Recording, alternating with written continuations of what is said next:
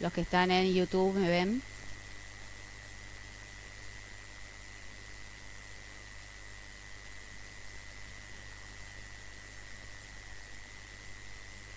Bien. Vamos a empezar con la clase. Primero, buenos días a todos o buenas tardes si han comido. Lo que vamos a tratar de hacer en este breve clase es explicar un poco lo que va a ser el trabajo número 3, que es justamente el tema de Malvinas y cómo fue cambiando el mapa de la Argentina, ¿sí? Bien, vamos a compartir pantalla. Vamos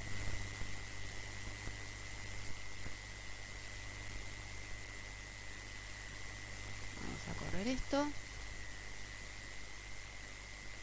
En el Classroom ustedes van a tener, dentro del área de sociales, van a tener el trabajo número 3, que va a ser subido después de que terminamos esta clase. Va a estar subida la clase de YouTube más todos los elementos. Vamos a empezar con el trabajo en sí.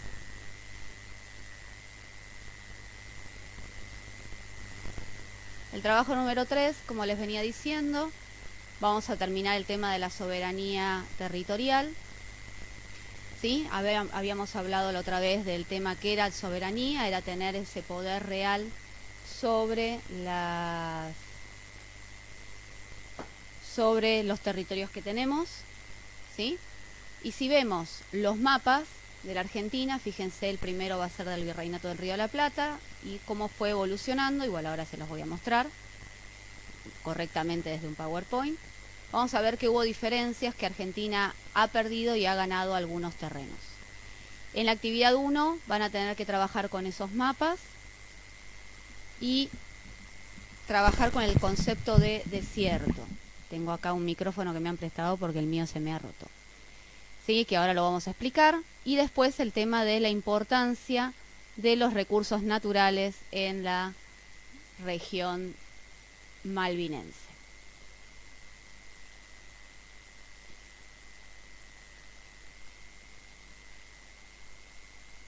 Bien, ¿cómo se formó el territorio argentino? Acá tenemos en la primera imagen el mapa que nosotros hemos trabajado en el trabajo anterior, que es el mapa bicontinental. ¿Sí? La parte azul que se observa acá es la continental y todo esto celeste sería la extensión de la soberanía, es decir, lo que tenemos que seguir reclamando también por parte de la Argentina. Acá tenemos el primer mapa que ustedes van a tener algo similar en el trabajo. ¿Sí? Lo que ahora está en amarillo o naranja clarito sería lo que es del Virreinato del Río de la Plata. Todos estos que están con colores son los territorios que ocupaba España antes de que nosotros y el resto de los países nos independizáramos. Acá es como estaba ocupado y cómo estaba dividido el Virreinato del Río de la Plata. Van a ver que están divididos en intendencias. En el sur, en la zona de Patagonia, igual que en esta zona donde dice Gran Chaco, ahora después lo vamos a ver mejor, estaba ocupada por indígenas. ¿Sí? Ahí lo tienen atravesando las flechas. En estos lugares donde dice dominios de indígenas indomables, ¿sí? Es un mapa medio raro se les llamaba indomables porque estaban fuera de la ley de Buenos Aires en este caso, o de cualquier otra intendencia que estaba dividido el país en aquel momento. ¿Sí? No reconocían la autoridad, si bien se hacían acuerdos con las autoridades que estaban vigentes, ellos no los respetaban o algunos sí los respetaban. Acá tenemos, por ejemplo, la frontera, esta línea que se ve en la imagen era la frontera entre lo que ellos decían que era la sociedad civilizada, es decir, los que eran descendientes de los españoles y de los europeos que vivían en aquel momento, y por debajo o fuera de esas líneas estaban los indígenas. ¿Por qué eran importantes estos territorios? Porque en el momento que se empiezan a independizar los países, acá tenemos Paraguay cuando se independiza en 1811, Chile gracias a el trabajo que ha hecho San Martín, todo esto lo han visto supuestamente el año pasado. Había hecho San Martín en la zona de Cuyo, expulsando a los realistas, cruza para Chile, después cruza a Perú, independizando ambas regiones. Sin embargo, seguían habiendo incursiones, es decir, que ingresaban al territorio de las actuales provincias de aquel momento para robar ganado, de distintos recursos, caballos, vacas, lo que sea, inclusive mujeres. Ahora les voy a explicar por qué se robaban las mujeres. Como verán, a diferencia del resto del mundo, estas son las primeras provincias que nosotros tenemos. En nuestro caso, las provincias se arman alrededor de la ciudad fundada, por eso coinciden muchas veces el nombre de la capital con el nombre de la provincia, ¿sí? Porque primero siempre fue la ciudad en nuestro caso. Ahí, bueno, ahí están marcando los territorios. Y acá le llaman la etapa del desmembramiento. Acá empiezan varias cosas. Argentina como tal pierde, ¿sí?, parte de este territorio. ¿Por qué? Por ejemplo, la banda oriental era una provincia nuestra, el Uruguay. Como hay guerra entre Brasil y Argentina, la Confederación se llamaba en aquel momento, establecen un estado tapón ante ambos estados, para no invadirse ni complicarse, digamos, el tema político y territorial. Ese estado tapón se va a llamar República Oriental del Uruguay, oriental porque está al este del río Uruguay, y ahí ya perdemos un territorio. Parte del territorio de Paraguay también lo perdemos en manos de Paraguay por algunos acuerdos. Y el tema también, fíjense acá, que es lo que estábamos hablando la clase pasada, en 1833 tenemos la invasión de los ingleses en Malvinas, ¿sí? Perdemos también esa posesión sobre las islas, que no me voy a entrar en explicación porque ya lo explicamos en la última clase que tuvimos presencial. Y fíjense también este dato. Bolivia en aquel momento tenía salida al Pacífico. Después hay una guerra por una expansión que realiza Chile, que se quiere expandir hacia el norte, y entonces va a entrar en conflicto con Bolivia y con Perú. Finalmente le va a sacar todo este territorio a Bolivia. Y también se va a empezar a expandir hacia el sur.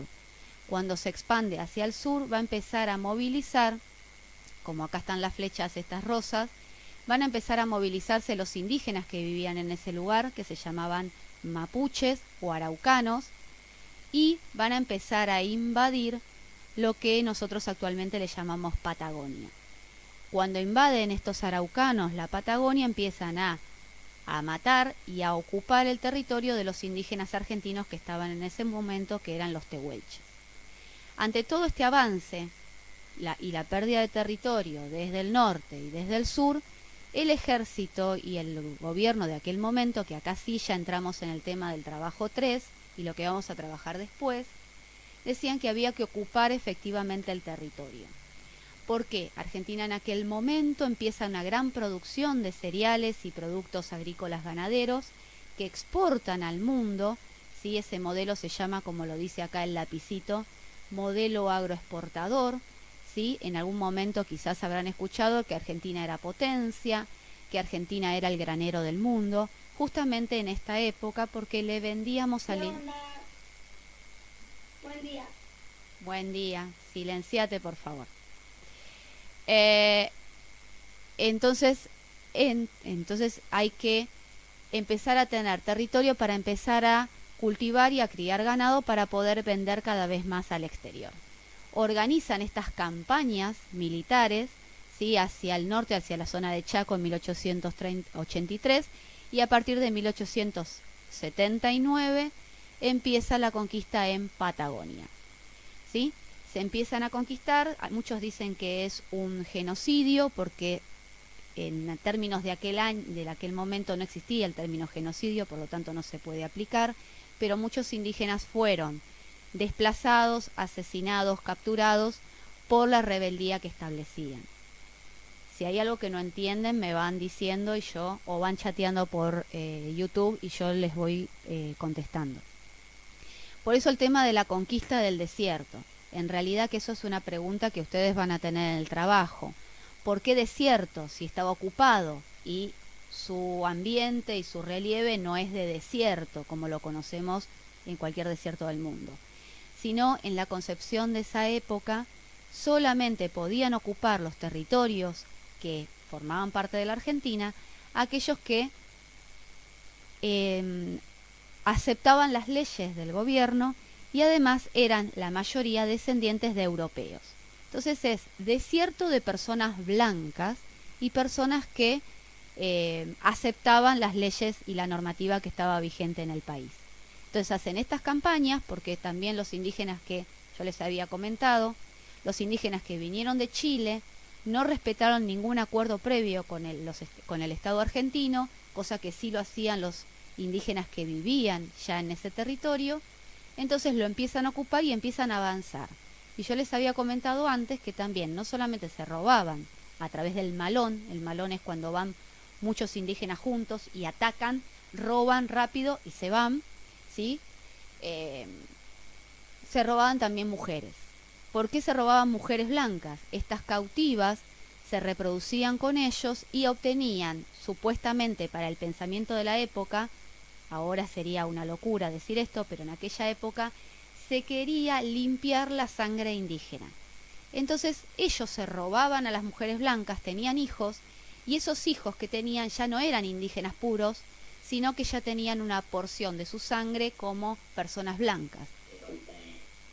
Entonces, cuando llegaban a avanzar los militares y el gobierno, les decían que esos territorios eran de argentinos porque eran hijos de mujeres blancas de origen español.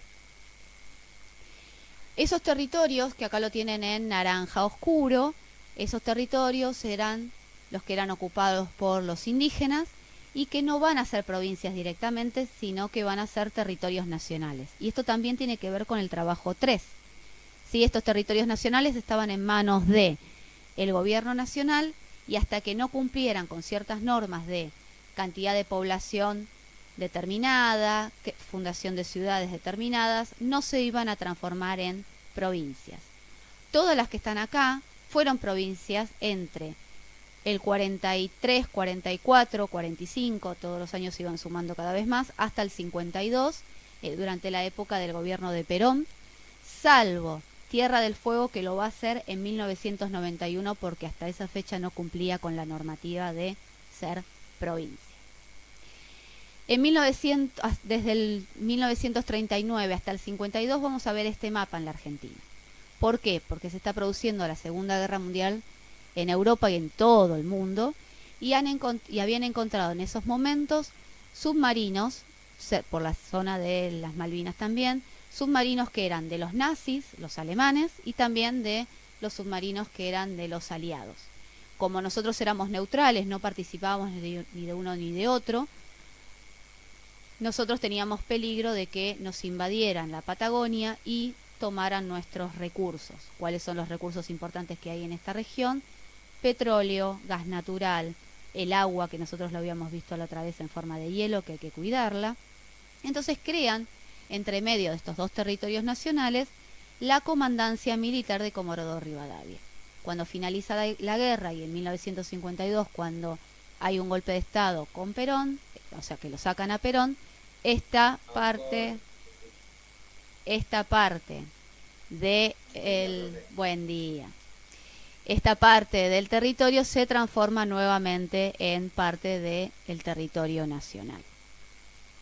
Y así es como llegan a nuestro momento, que esto también lo vimos en la clase pasada. Si volvés a hacer eso, te bloqueo. Esto, vamos a ver, el mapa que se usó hasta ahora, que solamente tiene referencias y se ve mejor el tema de las provincias, y obviamente el mapa que se utiliza en la actualidad, donde el punto de importancia se va a ver en Argentina, sí, pero más que nada en la expansión sobre la soberanía de Malvinas y Antártida, ¿sí? Bien. Y la segunda parte del trabajo va a tener que ver con el tema de los recursos que tenemos en la Argentina, sobre todo a nivel de el mar. Si nosotros vemos la Argentina de noche, vamos a ver esta imagen, ¿sí? Cada puntito simboliza una ciudad. Fíjense en la mancha esta amarilla casi blanca que hay acá. Esto sería lo que actualmente escuchamos constantemente, que es el AMBA, que sería la ciudad de Buenos Aires con los distritos que están alrededor, que es el conurbano. Entonces tenemos que esta mancha, esto que ahora no tenemos clases presenciales en el AMBA, es la capital por un lado, más el conurbano bonaerense del otro. Incluye Loma de Zamora, Avellaneda, Lanús, Matanza y distintos lugares. Fíjense, cada puntito es una ciudad. Y acá lo que vemos acá dentro del círculo naranja son estos puntos que son barcos que están pescando ilegalmente en nuestro mar argentino, debido a que, yo les había comentado en las clases pasadas, debido a que nuestro mar es muy rico en recursos naturales que no hay en otras partes del mundo. Entonces, ¿por qué se produce esto? Acá en el norte tenemos a Brasil y a las zonas tropicales, por lo tanto el agua que desciende de esta zona es cálida. Por aquí al sur tenemos la Antártida y zona de frío, zona polar, suben las corrientes frías. Este choque de las dos corrientes hacen que esta zona sea muy propicia para la creación de krill, que son los alimentos de las ballenas, fitoplancton, zooplancton y distintas variedades de moluscos, calamares y peces. Esto hace que sea llamativo y muchos de los barcos del mundo, sobre todo de Oriente, Japón, China, Indonesia, vienen a pescar a estos lugares en forma ilegal, porque tendrían que sacar un permiso y no lo hacen, ¿sí? Entonces ahí vemos de noche toda esta franja. Muchas veces se encuentran, Prefectura Naval Argentina, que es la que se encarga de controlar y cuidar todo esto, se encuentra con que los permisos fueron otorgados por la gente de Malvinas, cosa que no deberían hacer porque este territorio está en disputa, es decir, no tenemos soberanía, ellos no tienen soberanía plena y nosotros sí, que está reconocida internacionalmente. Vamos a ver un pequeño video de unos minutitos para que vean qué es el patrullaje de noche.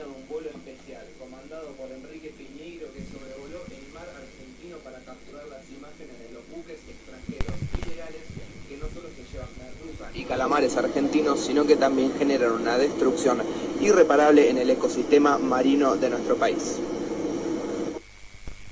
Como verán, esas lucecitas son los distintos barcos que están de noche, obviamente porque de día no podrían terminar de pescar, y están protegidas, obviamente, estas zonas. ¿Qué es lo que hace Prefectura Naval Argentina? Cuando accede a estas imágenes o cuando está patrullando, lo que hace es acercarse con los barcos, capturar el barco, todas las presas que capturaron y quedarse con eso y sancionar al país o si están representando a un país o a la empresa que produce esta pesca en forma ilegal, ¿sí? ¿Cómo hacen estos barquitos para acceder a todos los recursos? Justamente lo que hacen es, que tengo que aumentar un poco el tamaño de esto, lo que hacen es ponerse en el límite de nuestra soberanía del mar y utilizar un sonar. ¿Qué es esto del sonar? Es como un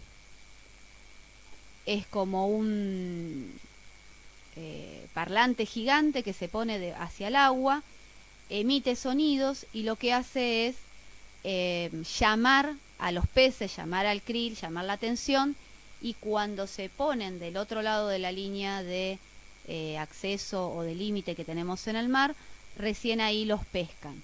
Esto sería una forma dentro de todo legal, entre comillas, porque los atrapan afuera, pero muchas veces ingresan a estas incursiones, agarran con sus redes todo lo que hay en el mar y se lo quedan y se lo llevan, ¿sí? Esto es parte de lo que hay que tratar de cuidar.